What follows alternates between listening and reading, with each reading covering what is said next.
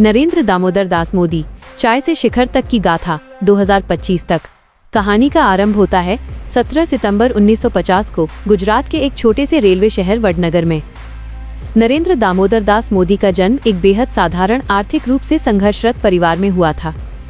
उनकी प्रारंभिक शिक्षा एक साधारण स्कूल में हुई, लेकिन जीवन की सबसे बड़ी शिक्षा उन्हें वडनगर रेलवे स्टेशन पर मिली, जहां वे अपने पिता और भाई के साथ चाय बेचते थे। इस काम ने उन्हें शुरुआती दिनों से ही लोगों के साथ जुड़ने और मेहनत का महत्व सिखाया। बचपन में ही वह राष्ट्रीय स्वयंसेवक संघ (RSS) की शाखाओं से जुड़ गए। किशोर अवस्था पूरी होते ही लगभग 17 साल की उम्र में उन्होंने घर-बार त्याग दिया और आत्मखोज के लिए भारत की लंबी यात्रा पर निकल पड़े।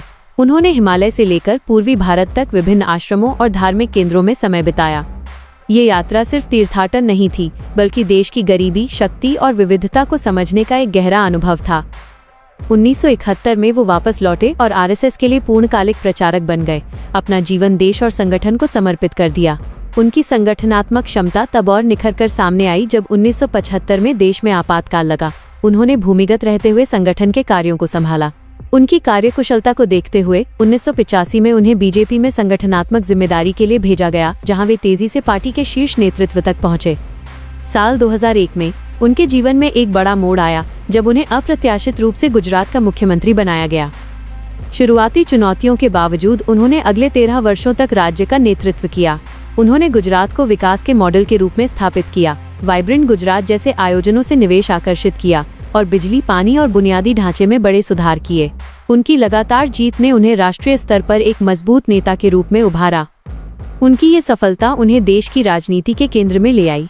2014 के लोकसभा चुनावों में उन्होंने विकास और अच्छे दिन के नारे के साथ देश भर में एक शक्तिशाली लहर पैदा की और बीजेपी को पूर्ण बहुमत दिलाया।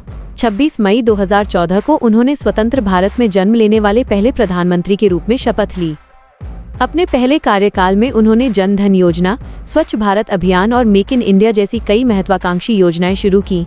साथ ही वस्तु एवं सेवा कर (GST) जैसा बड़ा आर्थिक सुधार भी लागू किया। 2019 में जनता ने उनके नेतृत्व पर एक बार फिर भरोसा जताया और बीजेपी को पहले से भी बड़ी जीत मिली।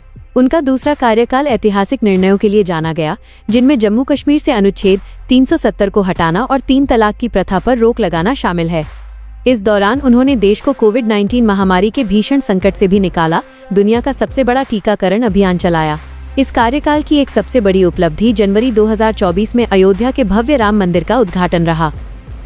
2024 के मध्य में देश ने एक बार फिर लोकसभा चुनाव देखा, जिसमें नरेंद्र मोदी ने तीसरी बार लगातार प्रधानमंत्री बनने का दुर्लभ इतिहास रचा।